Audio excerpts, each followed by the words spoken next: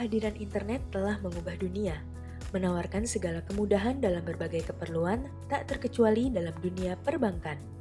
Belakangan ramai di Indonesia bahwa beberapa bank konvensional akan bertransformasi atau membangun anak usaha mereka dalam bentuk bank digital. Yuk kenalan dengan bank digital. Apa sih bedanya dengan bank konvensional? Apa saja kelebihan dan kelemahannya? Tonton video ini sampai selesai karena kami juga akan berikan review dari 5 bank digital yang ada di Indonesia. Peluang bank digital di Indonesia sebenarnya cukup besar. Berdasarkan data dari Google, Temasek, dan Bain & Company yang bertajuk Economy 2019, Indonesia tercatat sebagai negara dengan jumlah penduduk unbanked terbesar di ASEAN. Selain itu, riset dari Menko Perekonomian tahun 2018 menyatakan kalau baru setengah dari penduduk dewasa di Indonesia yang memiliki rekening. Ditambah lagi, pandemi COVID-19 menuntut kita untuk beradaptasi dengan kebiasaan yang serba online.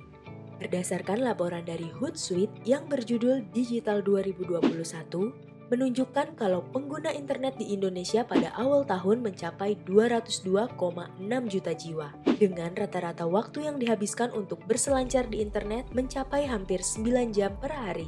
Sehingga hadirnya layanan perbankan digital tentu dianggap bisa jadi alternatif jawaban ketika sekarang datang ke bank pun nggak bisa seleluasa seperti dulu. Lalu, apa sih bedanya dengan bank konvensional?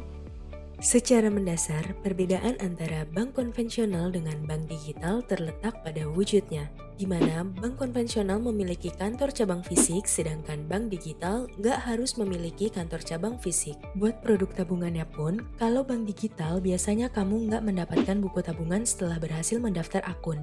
Dan sebagai gantinya, kamu akan mendapatkan catatan transaksi keuangan secara elektronik yang bisa dilihat dan diunduh via aplikasi.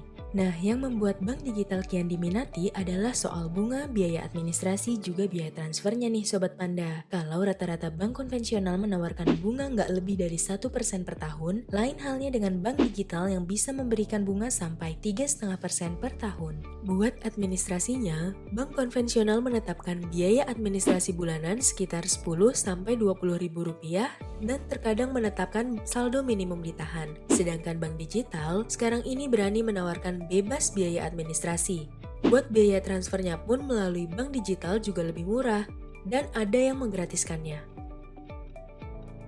Namun di sisi lain, kecanggihan teknologi dalam dunia perbankan bukan berarti tanpa celah. Soalnya, digitalisasi ini memunculkan ancaman serangan cyber. Berdasarkan data dari Badan Cyber dan Sandi Negara atau BSSN, setidaknya ada 40,2 juta kejahatan cyber di Indonesia pada Juli 2020.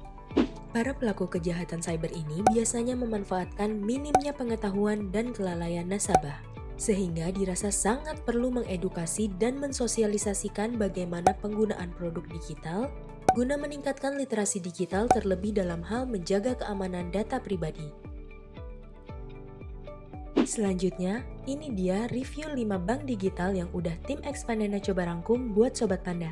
Kira-kira mana ya yang paling unggul? Dari segi UI dan UX, pemilihan warna pada aplikasi Bank Jago terbilang cukup nyaman di mata. Fitur aplikasinya pun mudah dipahami karena tampilannya yang simple serta tombol yang mudah dijangkau. Dan menurut kami, aplikasi Bank Jago ini masih cukup optimal saat dipakai pada jaringan internet yang kurang stabil. Bank digital kedua datang dari BTPN dengan nama Genius. Didominasi dengan warna biru muda, tampilan aplikasi Genius juga terbilang simple. Namun yang disayangkan adalah masih adanya proses loading yang lama, mengingat aplikasi bank digital lain yang menonjolkan kecepatan dan pengalaman yang lebih smooth.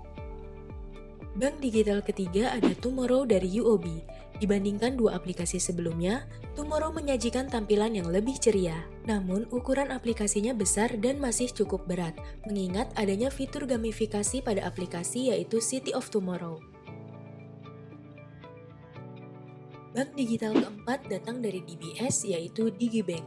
Didominasi dengan warna hitam, aplikasi Digibank ini punya tampilan yang lebih classy dan cocok digunakan untuk anak muda.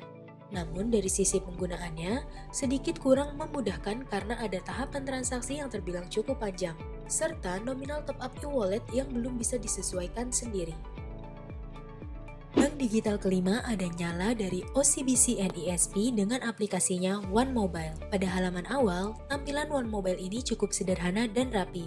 Namun, tampilan berubah begitu masuk ke menu lain, di mana menjadi sedikit kaku dan cenderung kuno. Selain itu, sama seperti Digibank, proses tahapan transaksi jadi salah satu kelemahan pada aplikasi One Mobile. Dan dari kelima bank digital ini sudah menyediakan kartu debit secara fisik. Dari segi biaya, Bank Jago dan Tomorrow menawarkan biaya transaksi yang terbilang rendah dibanding 3 bank lainnya, di mana hampir sebagian transaksinya gratis.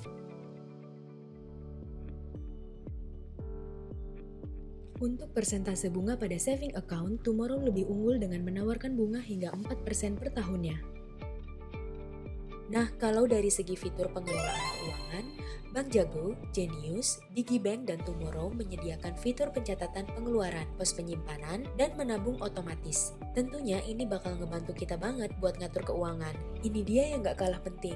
Kelima bank digital ini sudah dilengkapi dengan sejumlah produk investasi. Gimana? Masih mikir kalau investasi itu ribet? Sejatinya, bank digital dipandang jadi hal terdepan dalam inovasi pada jasa keuangan. Beberapa keuntungan yang bisa didapat dari adanya bank digital diantaranya, nasabah hampir nggak perlu ke kantor cabang fisik untuk mengakses layanan perbankan. Kedua, menawarkan fleksibilitas dan kenyamanan bertransaksi karena aksesnya bisa 24 jam. Ketiga, biaya administrasinya terjangkau. Dan keempat, biasanya bank digital sudah terintegrasi dengan perusahaan digital lainnya. Nah, sedangkan beberapa kelemahan dari bank digital yang patut kamu waspadai diantaranya, memerlukan akses internet yang stabil guna kelancaran selama bertransaksi.